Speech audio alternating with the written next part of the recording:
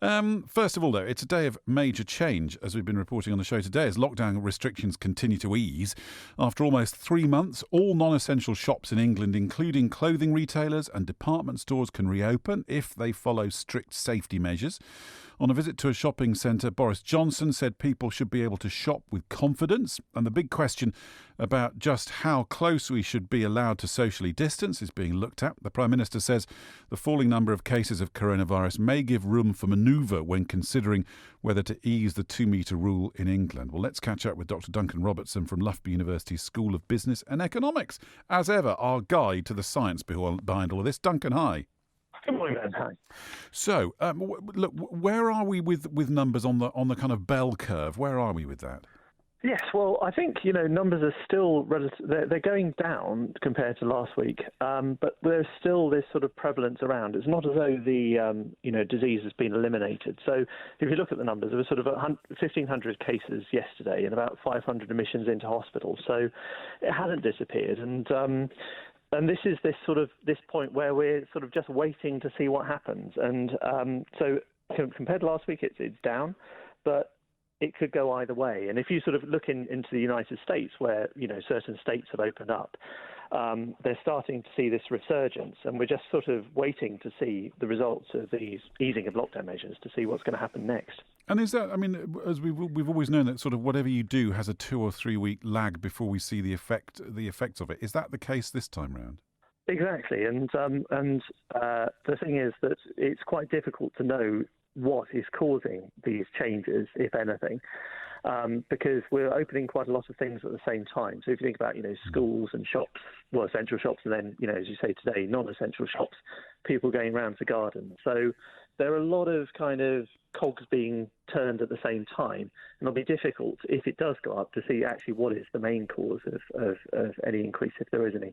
So we're still waiting to see what happens, and that's why, it's difficult to predict, but it's also difficult to know exactly what's causing it. So we're, the thing is, we can think, well, there's a certain amount of complacency around, but numbers are still relatively low. But the problem is that, what happens now, and if the disease spreads, we'll only see it, in terms of admissions in a couple of weeks. So we're watching this space, basically. Talking about spaces, I'm glad you used that word. Oh, yeah. There's much discussion about the old 2-metre recommendation that we've all got used to. Some people talking about reducing it to 1 metre or 1.5. I think some countries in Europe have always had 1.5 metres. Where do we stand with that science? Oh, Duncan's disappeared. We'll see if we can find him. He's taking the 2-metre distance to extremes by the sound of things. You can always get in touch with us if you want to. You can text me 81333, stick the word Leicester in at the beginning. You can call us 0808 100 1049. Duncan! Hello. Sorry about that. I think I slammed the phone down on you. Apologies. Hey, well, thanks a bunch. So listen, the question I was asking was that the old 2-metre recommendation for distancing, that seems to be under review again. It is. And, this 2-metre kind of rule, if you like, has never really had a lot of science behind it. I mean, it comes from, basically research that was done, 80 years ago about how far can you sneeze, basically. But the point is, there has to be a sort of guideline to the public, because this is spread by people, essentially breathing on other people. And how far does that go? So there have been a lot of studies that have been looked at for different diseases to see how far, effectively respiratory breathing goes. And so there is a temptation to reduce that to less than 2 metres. But then the problem is, as I say, you've got all these things happening at the same time, the schools, shops, the gardens opening. Then if you add on the extra, risk by reducing the recommendation of distancing, then potentially you get even more, spread of the disease.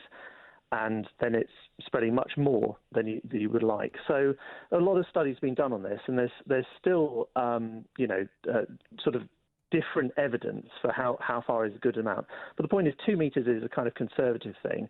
But then if you reduce it, you're going to get a kind of increased risk. So because presumably the 2-metre thing, I'm not sure the precise science of it, but presumably it builds in a sort of a buffer level where, sometimes it's difficult to maintain 2 metres, or sometimes just a perceptual thing of what is 2 metres. And I remember at the start of all this was a lot of stuff about, people lying down or sticking a ladder on the floor and all kinds of stuff to sort of help us all visualise what 2 metres actually looks like in the real world, as it were. Exactly, and not many of us sort of walk around the streets with a ladder, or indeed lying down. So, but the point is, it's not a sort of strict cut-off.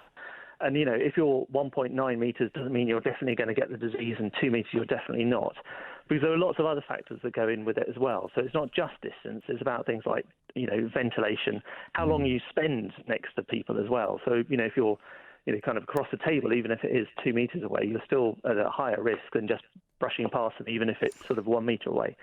So lots of other factors, and whether people are wearing masks, And Duncan, just briefly, talk to me about bubbles. The idea of these sort of creating almost like little social bubbles. Well, that's right. So if you think about who our social group is under lockdown, it may be the people who were in our immediate family. And you can see that, what tends to happen is if you do get this disease, people in your household will kind of be very likely to get it. So the point is these bubbles are sort of increasing the sort of definition of a household. So you might, have a grandparent, for example, being part of your social group.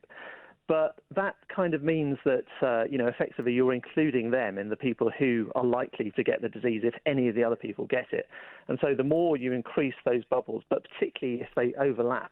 So, for example, if you've got sort of two siblings who've both got the same parent, if both of those kind of connect up, then you're going to get much more potential spread. So it's important to keep these groups isolated as much as you can. So think about your kind of favourite parent and, choose one.